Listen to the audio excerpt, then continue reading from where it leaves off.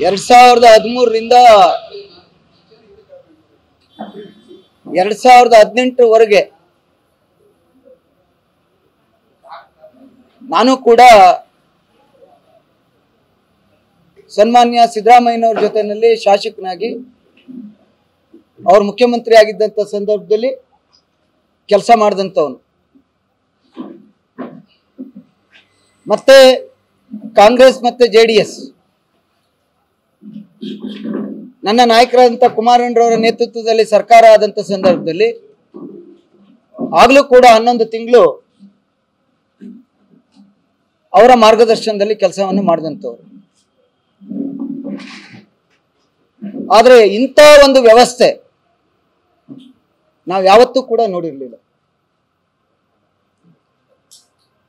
ಪಕ್ಷ ಯಾವುದಾದ್ರೂ ಆಗಲಿ, ನಾವು ಕೂಡ ಅವ್ರು ನಮ್ಮ ಜಿಲ್ಲೆಯವರು, ಅವ್ರನ್ನ ಗೌರವಿಸ್ತೀವಿ. ಆದರೆ ನಾವು ಎಲ್ಲಿಗೆ ಹೋಗ್ತಾ ಇದ್ದೀವಿ? ಗೃಹ ಸಚಿವರು ನನ್ನ ಹೇಳ್ತಾರೆ, ಏನು ಆ ಹೆಣ್ಮಗಳು ಶ್ವೇತಾ ಅಲ್ಲಿ ಹೋಗಿ ಸರ್ಕಾರಿ ನೌಕರಿ ಕೊಡ್ತೀವಿ,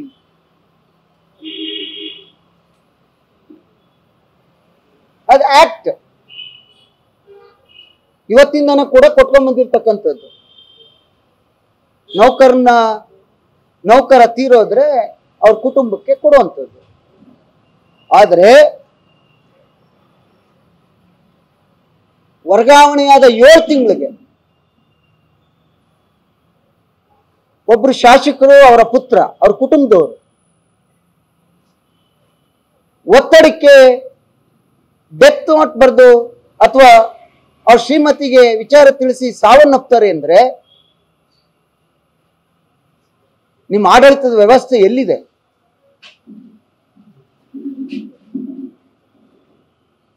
ಸನ್ಮಾನ್ಯ ಗೃಹ ಮಂತ್ರಿಗಳು, ನಿಮ್ ಜೊತೆ ನಾವು ಕೂಡ ಕೆಲಸ ಮಾಡಿದ್ದೀವಿ, ನೀವು ಒಳ್ಳೆಯವರಿದ್ದೀರಿ. ಆದರೆ ನಿಮ್ಗೆ ಸಂವಿಧಾನದ ಮೇಲೆ ಡಾಕ್ಟರ್ BR ಅಂಬೇಡ್ಕರ್ ಅವರು ಬರೆದಂತ ಸಂವಿಧಾನದ ಮೇಲೆ ಗೌರವ ಇದ್ರೆ ಕೂಡ್ಲೆ ಯಾಕೆ ಅರೆಸ್ಟ್ ಮಾಡಲಿಲ್ಲ ಇನ್ನೂವರೆಗೆ ಶಾಸಕರನ್ನ? ಯಾಕೆ ಸಸ್ಪೆಂಡ್ ಮಾಡಲಿಲ್ಲ?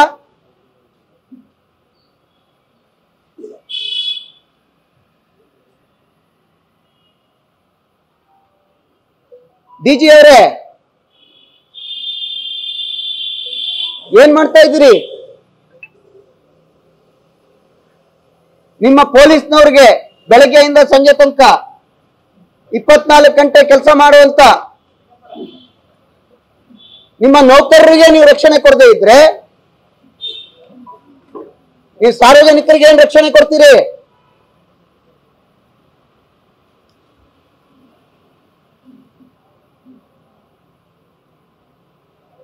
ದಯವಿಟ್ಟು ಮಾನ್ಯ ಮುಖ್ಯಮಂತ್ರಿಗಳನ್ನ ಒತ್ತಾಯ ಮಾಡ್ತಾ ಇದ್ದೀವಿ,